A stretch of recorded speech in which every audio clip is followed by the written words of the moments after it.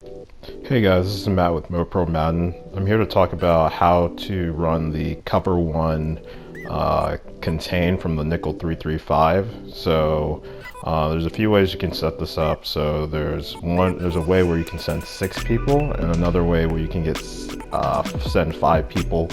Both should generate some kind of pressure either off the edge or from the B gap. Yeah, so let's get into it.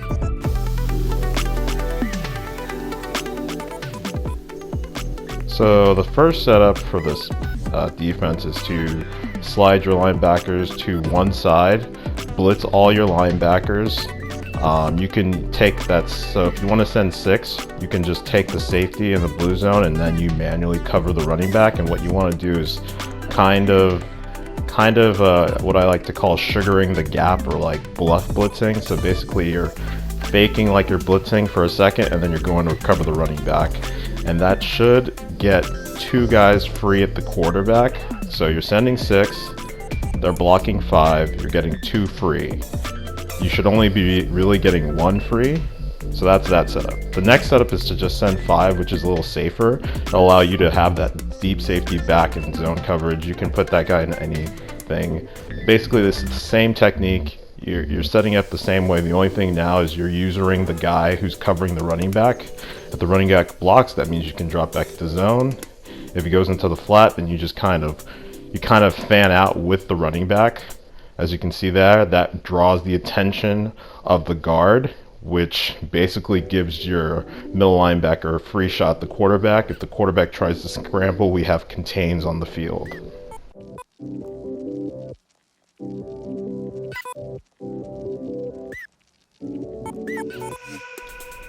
What I like about this defense is your ability to play press coverage.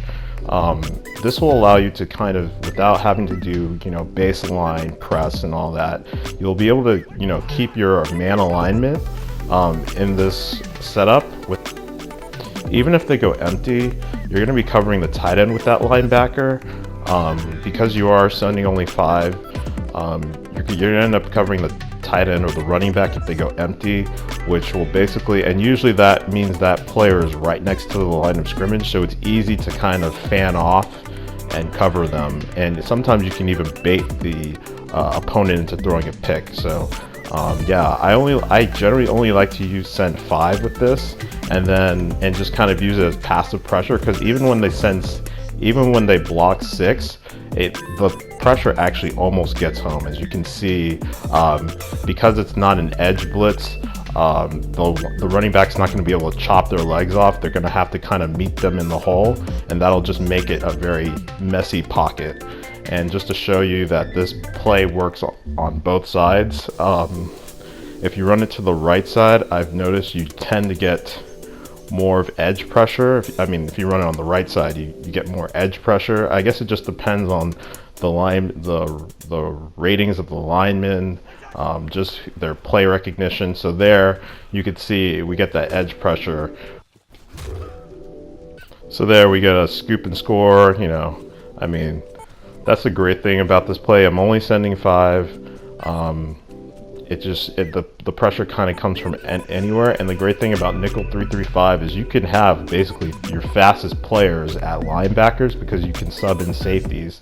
So on your edge rushers, you could literally have safeties coming off that edge. So there, our defensive end got free, because you can see the right tackle is trying to block 2 players, so he doesn't get a really good block, and that just allows for an easy block shit. And then here I'm just showing so you send this blitz enough, you can kind of bait them into throwing a lot of short routes.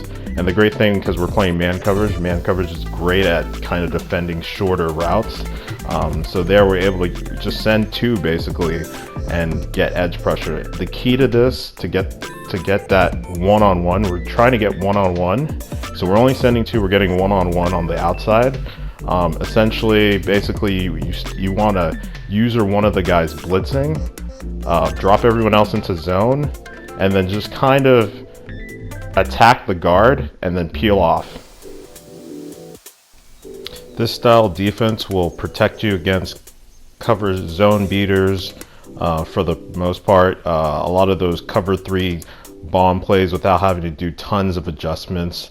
You're in a safe cover 1 shell.